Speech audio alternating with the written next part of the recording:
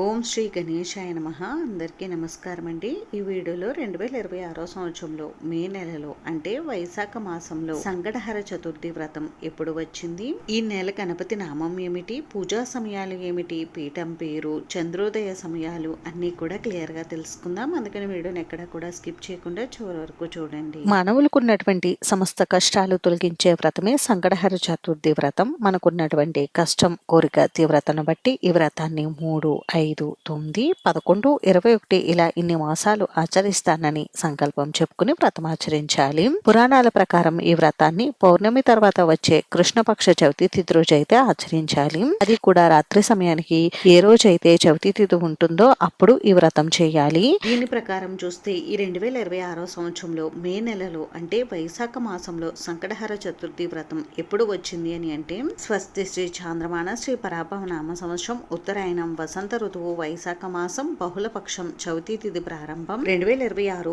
మే 4 సోమవారం రాత్రి 2:49 ప్రారంభమయ్యి 2026 మే 5 మంగళవారం రాత్రి తెల్లవారుజామున 4:52 వరకు చవితి తిథి ఉంటుంది. కాబట్టి ఈ 2026 సంవత్సరంలో మే నెలలో అంటే వైశాఖ మాసంలో సంకటహర చతుర్థి వ్రతాన్ని 2026 మే 5 మంగళవారం రోజు అయితే జరుపుకోవాలి. సంకటహర చతుర్థి వ్రతం ఏ మాసంలోనైనా మంగళవారంతో కూడుకుని వస్తే దానిని అంగారక సంకటహర చతుర్థి వ్రతంగా ఆచరించుకోవాలండి. సంకటహర చతుర్థి వ్రతం కన్నా అంగారక సంకటహర చతుర్థి వ్రతానికి చాలా విశిష్టత అయితే ఉందండి.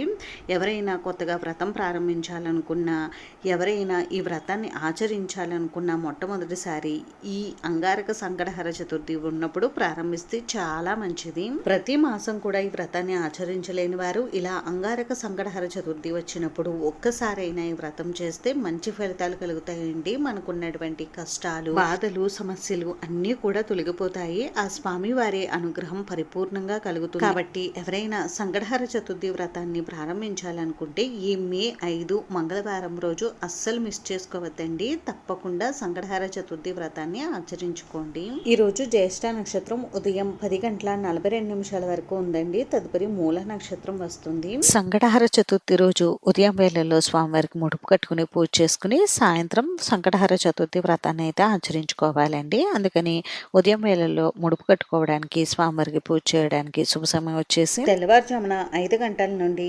8:53 లోపు మీరు స్వామివారి పూజ కోసం ముడుపు కట్టుకుని స్వామివారికి పూజ చేసుకోవచ్చండి. ఇంకా రాత్రి సమయంలో స్వామివారికి వ్రతం ప్రారంభించడానికి శుభ సమయం వచ్చేసి రాత్రి 7 గంటలకు వ్రతం ప్రారంభించి 9 గంటల లోపు మీరు వ్రతం పూర్తి చేసుకోవచ్చు.